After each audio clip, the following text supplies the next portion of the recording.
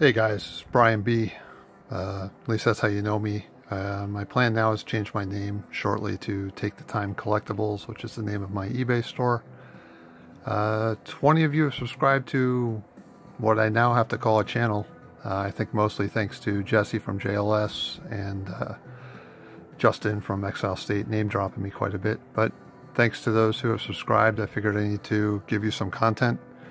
As I said in my previous couple of videos, I apologize ahead of time. My room is not set up with the audio-visual quality I would like to have, but we'll make do with what we have. I'm using my cell phone and the lighting available, so we'll go from here. Today I want to talk about a couple things, aside from the name change.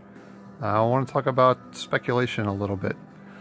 Probably not in the way a lot of other people have addressed it. First thing I want to bring up is that speculation is at its core gambling.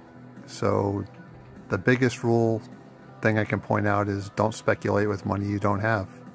If you have available funds and you can pay all your bills and you want to play the game a little bit, much like stocks or poker or anything else, educate yourself, have fun with it, but definitely don't speculate with money that you can't afford to lose. That said, you're going to have some victories, you're going to have some defeats. Sometimes things seem too good to be true and automatic, and they turn out to be just that. Other times, you get a gut feeling about something. Those are the ones that usually pay off. My advice is if you feel in your gut something's going to hit, believe in yourself and go with it. But anyway, I want to show you a few things. First of all, you may notice that the camera is focused on a short box in front of me.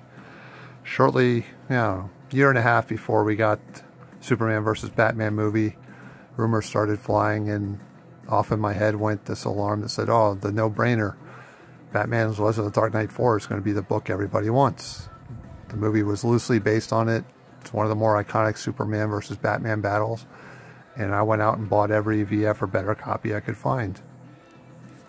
That one didn't work out so well. Now, fortunately, it was a popular book to begin with. It's always going to be a popular book. I'm not going to get stuck with these. I can sell them, but at the same time, I have a lot of money tied up in them. As you see, I have a nearly full short box of them here. So, anybody in the market for a Batman Dark Knight Returns book 4, I can help you out. But anyway, I wanted to show you that sometimes things don't always go out the way you think they're going to. So don't put money into things that you can't afford to be out. On the positive note, I'll show you some successes recently.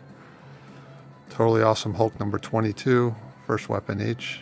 If you got into these at cover price, much like Thanos number 13 recently, it's a pretty short-term investment for a decent flip. I've got 7 or 8 of these now, and it's time to decide to either grade them and sell them or just sell them raw.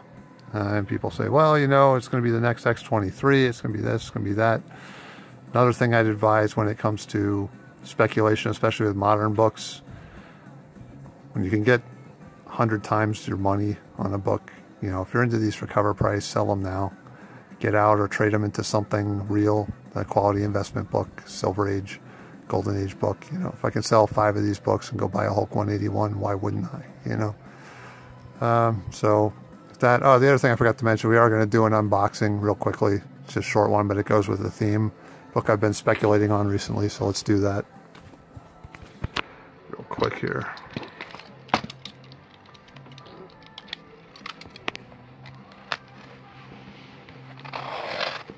Breaking the golden rule here, cutting toward myself.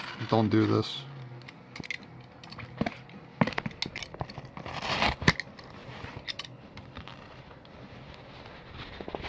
But in my haste to get it open, sometimes rules are broken. Alright, one more here.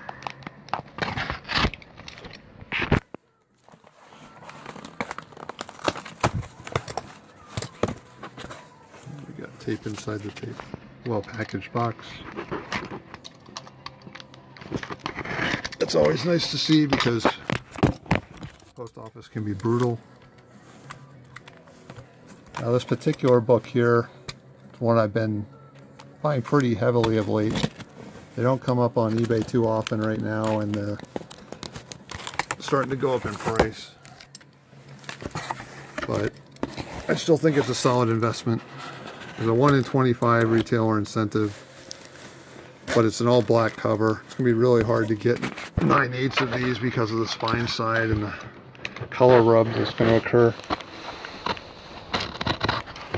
Sorry, it's hard to hold the phone and do this at the same time, but making do here.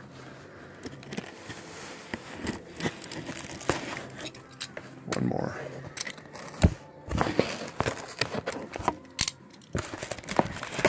All right. Box out of the way.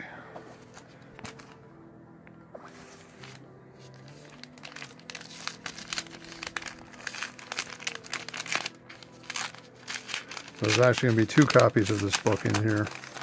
Come up to about 12 of these now. This is Old Man Logan versus Deadpool #1, Raphael Albuquerque, 1 in 25 variant.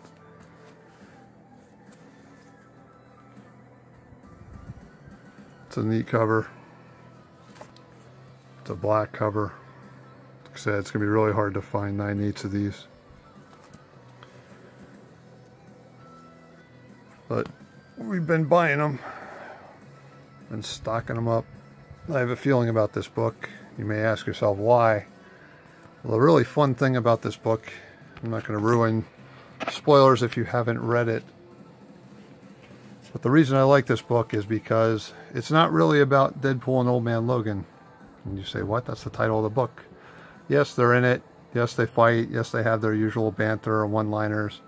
But at its core, the book is really about a character that's introduced in the first issue, a new Omega level mutant named Maddie. We don't know a whole lot about her even by the end of the series, but I can tell you that when the series ends, you kind of get a cutscene at the end of issue #5, and what transpires there leads me to believe that Marvel's not done with this character and they have futures for her. So I recommend picking this up if you can find it. It's not super expensive right now, anywhere from $40 to $60 depending on condition. I think it's a solid investment. If you're not into spending that kind of money right now and you still want to invest in the character, issue #2 has a 50/50 Ron Lim cover, which was her first cover appearance. Those can be had for next to nothing on eBay. You can get them for under $5. I think that book has some spec potential as well too. Real quick, I'm just going to show a couple other books I've been speculating on recently. Batman #655. People know about this book. It's not a secret to anybody, but it's the first appearance of Damian Wayne. There is a incentive variant of this that is going for substantial money already.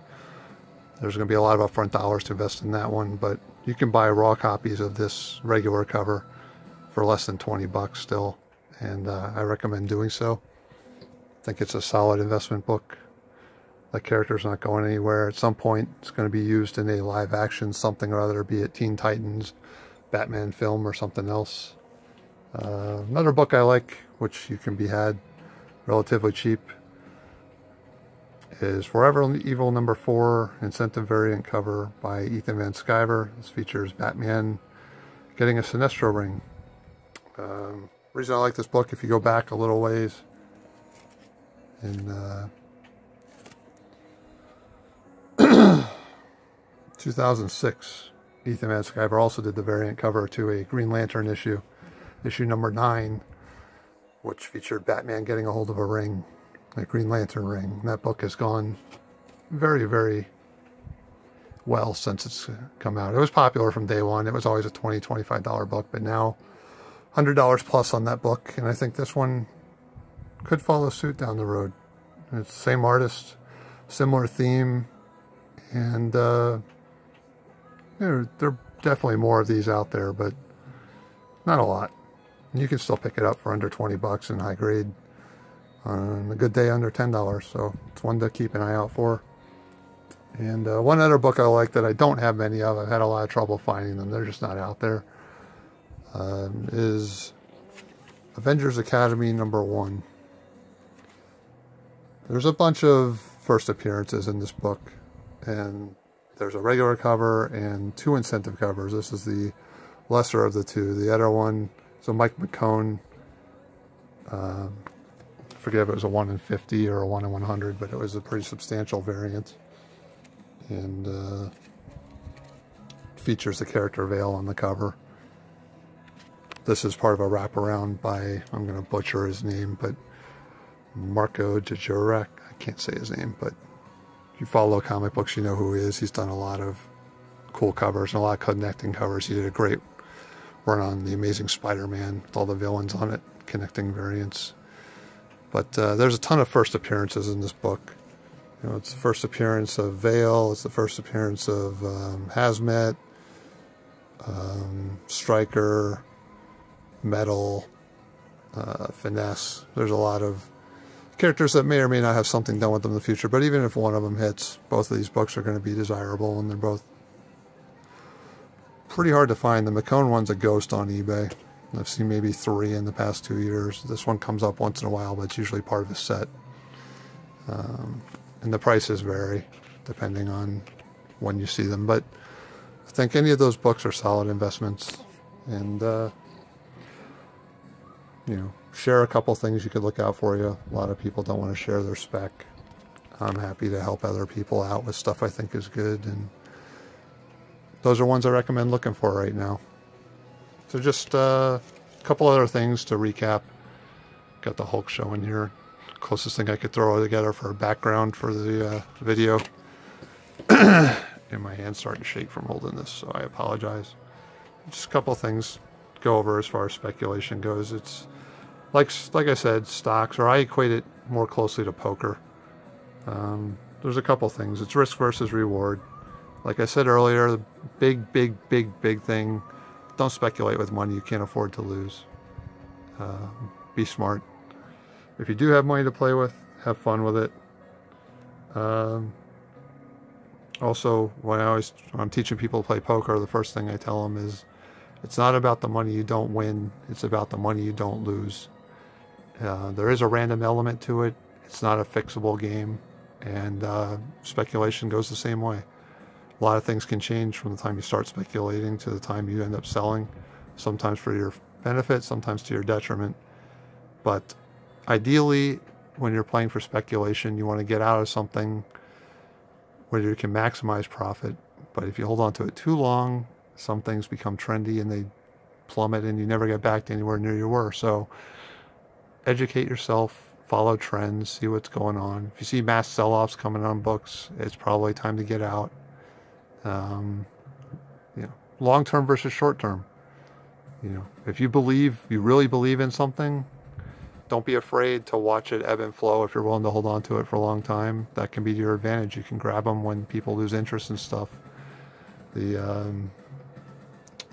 Batman 655 is like that. That book has had some real highs, and it's kind of down again right now. Everybody's looking for the variant. Not too many people paying attention to the regular cover. I think it's a good time to grab that, hold on to it for long term. Like I mentioned earlier, Totally Awesome Hulk. Will it be the next X23? I don't think so. It's possible, but you know what? If you bought 10 copies at cover price, sell 9 of them grade 1 and keep it, you know? Get out. $50 to $100 for a book you paid $2.99 for is a nice markup. Don't shoot yourself in the foot. And that's pretty much it. Just trust your gut. If you have a feeling about a character when you see it, a book that comes out, don't think twice. Don't try and talk yourself out of it. Go for it. You know, as long as you have the money to play with, believe in your gut, and then see what happens. And have fun. That's the most important thing. Have fun. So anyway, this has gone on a little longer than I wanted to, but I wanted to put some content out. I thank you to the 20 people who have subscribed to what will now try to be a channel. I'll try to put up some kind of content once a week so you guys have something to look at. And thanks to Jesse and Justin for plugging me, and all you guys do for the hobby. And hope you guys enjoy this video. Have a great day.